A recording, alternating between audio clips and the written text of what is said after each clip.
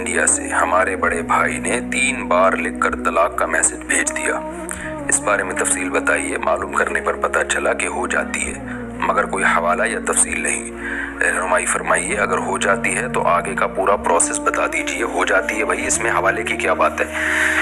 انسان جیسے زبان سے الفاظ بولتا ہے تو لکھ کے بھی بولتا ہے، تو موبائل میں لکھنا ایک طریقہ ہے۔ آپ یہ ایسا ہی ہو گیا جیسے بیوی کو گالی لکھ کے بھیجیں، اس کو غصہ آیا تو آپ کہیں کہ گالی کیا لکھنے سے ہو جاتی ہے؟ جو تمہیں غصہ آ رہا ہے صرف بولنے سے ہوتی ہے، لکھنے سے تھوڑی ہوتی ہے۔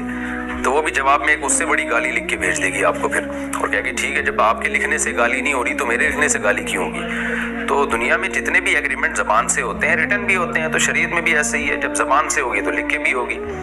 تو اگر 3 دفعہ لکھ دی ہے تو 3 طلاقیں ہو گئی ہیں۔ اب اس کا پروسیس یہی ہے کہ بیوی حرام ہو گئی ہے، آپ کے بھائی کی جو وائف ہیں وہ ان پر حرام ہو گئی ہے، اور اب جب تک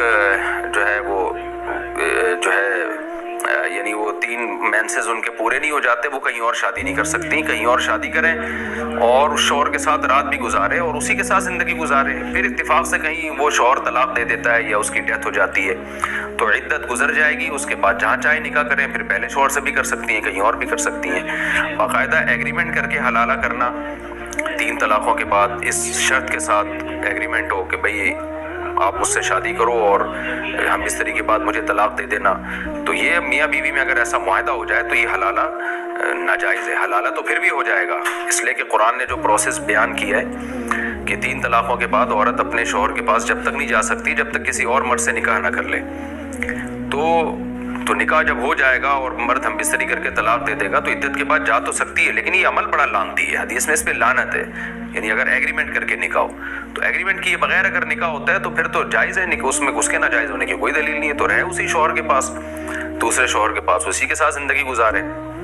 اور اگر وہ طلاق دے دیتا ہے یا یہ طلاق مانگ لیتی ہے کسی بیس پہ اور وہ چھوڑ دیتا ہے اس کو، تو جہاں چاہے نکاح کرے عدت کے بعد، پہلے والے سے بھی کہیں اور بھی، جیسے کہ کئی بار اس کی تفصیل بیان کی جا چکی ہے۔ لیکن ابھی جو آپ کا سوال ہے وہ یہی ہے کہ 3 دفعہ میسج پہ لکھنے سے طلاق ہوتی ہے کہ نہیں ہوتی، تو اس کا جواب یہ ہے کہ ہو جاتی ہے۔ 3 طلاقیں ہو گئی کیونکہ 3 لکھی ہیں۔